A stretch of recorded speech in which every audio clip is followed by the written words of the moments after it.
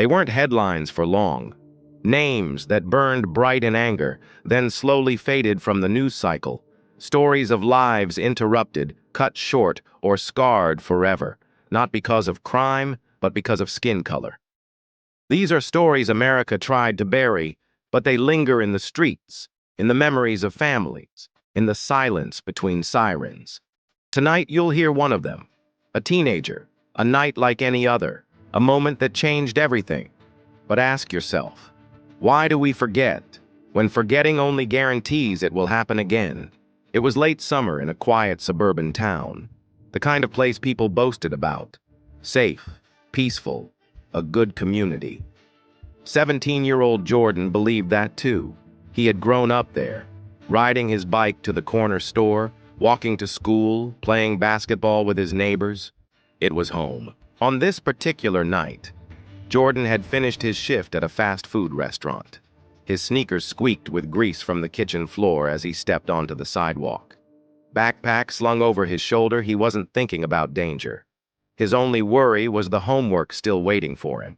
But as he walked, he noticed the silence of the streets felt heavier than usual. A pair of headlights cut slowly through the dark behind him.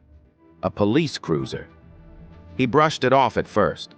They patrolled the area all the time. But then the car slowed, and stayed slow. His steps quickened. The lights followed. He didn't know it yet, but this was the night his name would almost become another forgotten headline. The cruiser pulled up beside him. A spotlight clicked on, blinding him in its glare. Two officers stepped out, their boots heavy against the pavement. "What are you doing out here?" one barked. Jordan froze. He hadn't broken a law, hadn't even jaywalked. He stammered, "Just walking home." But the questions kept coming, sharper, more accusatory. Why was he in this neighborhood? Did he live around here? Did he have ID? Their tone wasn't curiosity. It was suspicion carved into every syllable. Jordan reached for his wallet with trembling hands, praying the move wasn't misread. His heart hammered as one officer hovered near his holster. The other circled, shining a flashlight into his bag. They pulled out his uniform cap, his school books, his phone.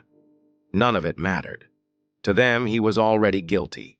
Neighbors peeked from behind curtains. A few people stepped outside, phones in hand, recording quietly. But Jordan barely noticed. His mind raced with one thought. How do I survive this? The officers demanded he place his hands on the hood of the cruiser. Cold metal stung his palms. He was searched, pockets turned out, dignity stripped away piece by piece. They told him he fit the description of someone suspected of breaking into cars. Jordan's chest tightened. He had been walking home from work in his own neighborhood. Yet here he was, pinned, powerless, paraded as a suspect. And still, the lights flashed, painting the night in red and blue.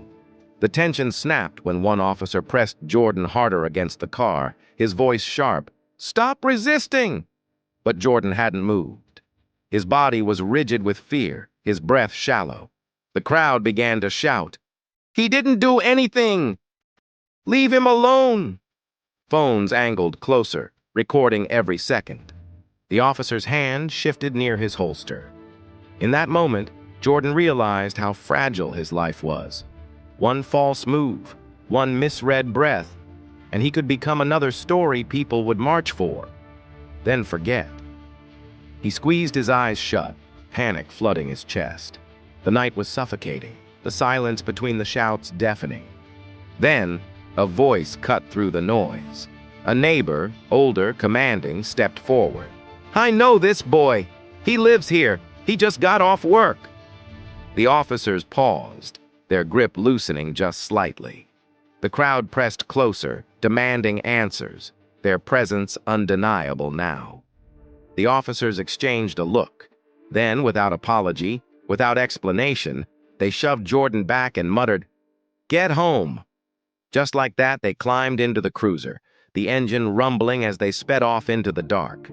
Jordan stood frozen, his heart still racing, his body still trembling. He hadn't been arrested, hadn't been shot, but he had been marked. Jordan walked home that night, but the world around him felt different. The porch light his mother left on no longer looked warm. It looked fragile, like a shield too weak against the weight of injustice.